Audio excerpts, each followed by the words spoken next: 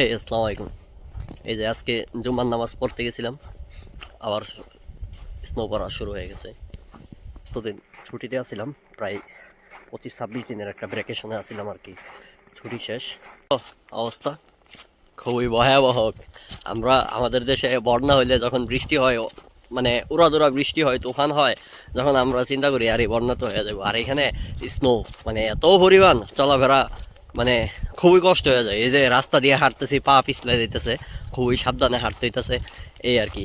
এতটাও মানে সুন্দর লাগে দেখতে, স্নো পড়লে, বরফ পড়া সুন্দর লাগে।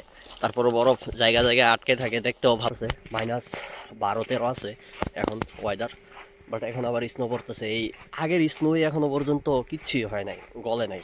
আর এখন তো আবার নতুন করে শুরু হয়েছে। এই যে আগের গুলোই তো কিছু হয় নাই, এখন আবার নতুন করে এই যে পড়তে আছে মানে অদ্ভুত। পৃথিবীর ভিতরে তো অদ্ভুত দেশ নরওয়ে ফিনল্যান্ড, এই দুইটা, এগুলোর তো কোনো বলার মতো কোনো ভাষাই নাই।